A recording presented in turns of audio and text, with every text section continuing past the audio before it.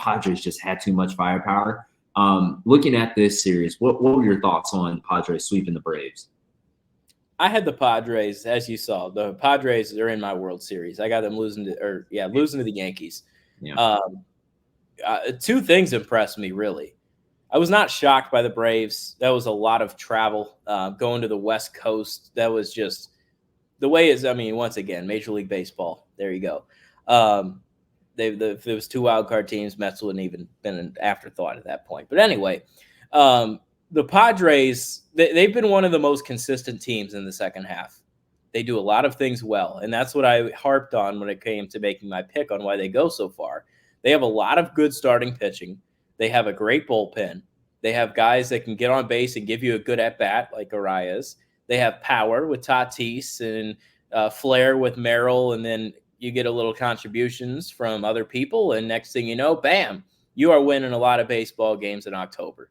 And the second part of my point is I love that Juan Soto trade because Michael King is an absolute stud. Like, Michael King is going to be one of those guys in the playoffs that's going to go on a little run where you're like, wow, he's painting quarters. He had over 12 strikeouts in the win in game one of that series. He's solid. And not that Higashioka's a world beater or anything, but hey, he had a couple big home runs in that series. So those are two contributors in a trade where a lot of people thought, all right, well, they're just getting pieces back and they want to move off of Soto. No, they got guys that are contributing to their big league roster, not only then in the season, but in October. So a lot of pieces on that team. We didn't even see Dylan Cease pitch. You know, you got Joe Musgrove, you got King. Holy crap, man. This Padres team's going to go darn far. I got them going 6 games in the World Series. Yeah, this is Padres, man. I said it in the last segment, but do your stars show up when you need them the most? And that's exactly what happened here. Fernando Tatis, 3 for 3 hits yesterday. Jackson Merrill, as a rookie in his first postseason, it's light work for him. Huge RBIs in this series.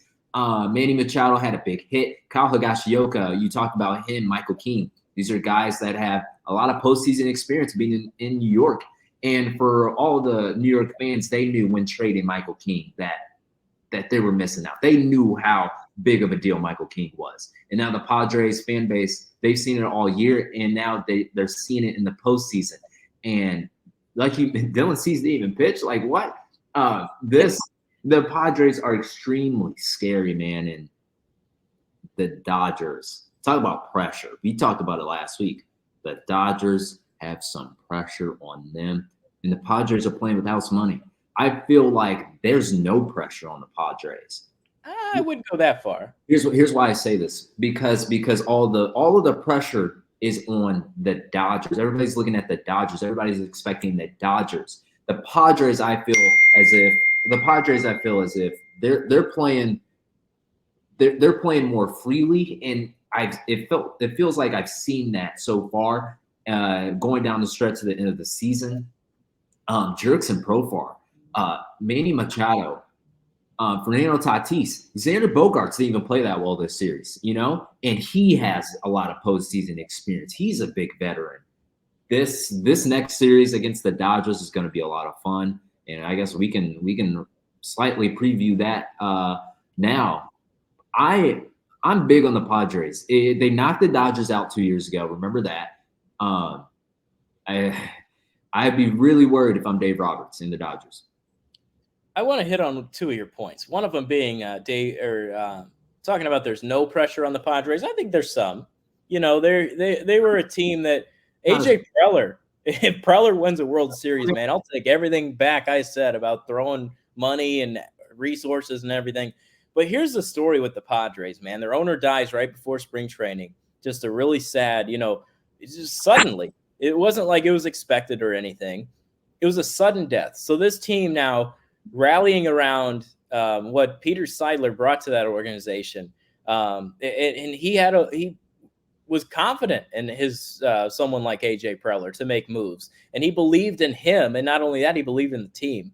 And he threw some money at big places. One of those being, gave Tatis a big extension when he was young. He brought in Machado. He signed Eric Hosmer. He signed, but I mean, he still sent money out. Like, he took a lot of big swings and still rode with the man in charge right now. And I'm so proud that they were able to still fight and put together a roster. And I think that's something that's in the back of their minds as they're heading into this series. Not only that, but you look at the Dodgers side of things. There is a lot of pressure there. No doubt about it. Tons of pressure. I don't think I trust. I think I would lean more on the Padres side when it comes to the pitching staff. And I know that might be a crazy take because Yamamoto's back and stuff. No Bobby Miller. No. Yeah. Gosh, I'm forgetting the name. Yeah. Buehler hadn't looked good. Walker Buehler. Yeah. Well, I mean, it's just not good. So anyway, not just trying to beat a dead horse here. I think that, to your credit, the Padres are hot. Fernando Tatis, he had a lot of postseason experience in the minor leagues as well. And he's a gamer. Like, when it came on, it came on. He was in the Midwest League Championship for the Fort Wayne Tin Caps. He lit up the freaking postseason in Single A that year. He's 17 years old, hitting nukes, bro, just all over the place. 18, he's hitting them to left field. He was riding that team, like, all the way through. Then he gets called up right before the championship.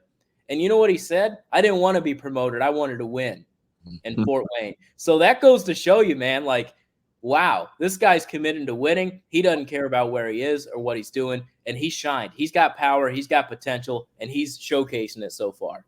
Yeah, he has that killer mentality, and I feel like he's had some really big moments against the Dodgers. Remember, did he hit it out of Dodger Stadium? Yep. Yeah, so he has some really big moments. I think this is going to be such a fun series, and this is appointment television. Dodgers versus the Padres. Yep. This is I think this is going 6-7 games.